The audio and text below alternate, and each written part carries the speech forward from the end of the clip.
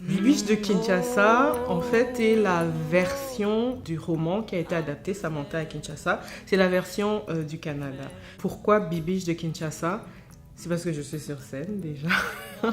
En tant qu'auteur, je me retrouve sur scène. Et puis, en fait, l'idée, c'était vraiment de faire parler Bibiche sur la ville.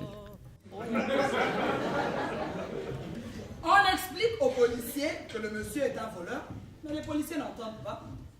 Identité, s'il vous plaît, tout le monde. Mokonzi, on est tous des Congolais, sauf lui, c'est un voleur. Et il est aussi fils du pays, non? Dis, laissez-nous faire notre travail, hein. En fait, Mokonzi, c'est un Rwandais. Oui, atteste tout le monde en cœur. Mais non, c'est Papa Kamanda qui n'est pas d'accord. Ce monsieur est un voleur. Oui, je suis un voleur. Un grand voleur. J'ai volé tellement de choses. Mais je ne suis pas rwandais, pardon. Je ne suis pas rwandais. Le spectacle se présente d'une façon assez atypique. Et je dirais que ça rejoint beaucoup un peu ce que moi je considère que je fais ici au Québec, le pourquoi j'écris du théâtre. C'est un peu vraiment pour décoloniser les arts, c'est faire des choses autrement, complètement autrement.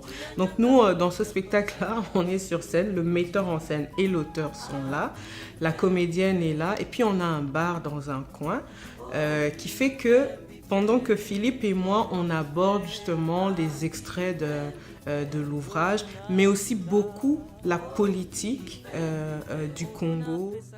Tu choisis qui? Le dictateur Mobutu ou Laurent Désiré Kabila et son fils Joseph Kabila qui ont fait la guerre et qui ont chassé Mobutu? Ni l'un ni l'autre. Ah ben, il faut que tu choisisses. Mais tu ne peux pas choisir entre la peste et le choléra. Donc on parle beaucoup de l'actualité. Et pour que cette actualité-là ne soit pas trop poignant ou peut-être donne aux gens envie juste de se lever et de partir, on cuisine. Et c'est le conflit le plus meurtrier depuis la Deuxième Guerre mondiale. On parle de 3 à 6 millions de morts. Ce conflit-là commence au milieu des années 90 et dure encore maintenant. Ça a commencé avec le génocide rwandais. C'est vraiment parce que, enfin voilà. C'est comme si le génocide rwandais, nous on pense qu'il est terminé, mais il n'est jamais terminé. Non, parce qu'il est devenu un génocide congolais. On n'en parle juste pas parce qu'on est tellement nombreux, on est 60 millions. S'il y en a 6 millions qui meurent, c'est pas grave. Ça se voit pas. C'est pas visible. Moi, j'ai eu envie de parler des personnes debout, vivantes. Souvent, quand on parle du Congo, c'est en termes de morts, c'est en termes de chiffres. C'est des gens qui sont dans une fosse commune. Puis moi, j'ai eu juste envie de célébrer les vivants. Vraiment de leur rendre hommage parce qu'ils sont debout chaque jour.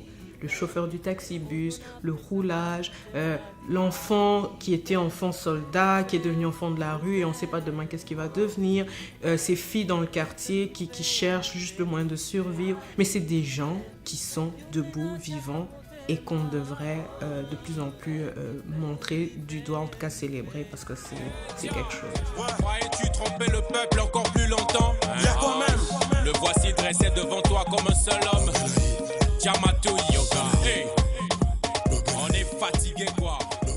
La réalité du Congo, elle est obscure, elle est noire. Et moi, déjà en écrivant, je pense que peut-être que je l'ai hérité de mon père, cette espèce d'humour-là.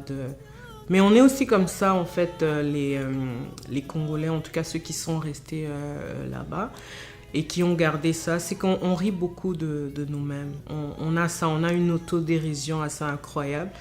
Et c'est quelque chose qu'on a développé pour justement pouvoir survivre. Congo nde mboka mboka ngo mokengeli koi mboka ngo mokengeli léopard.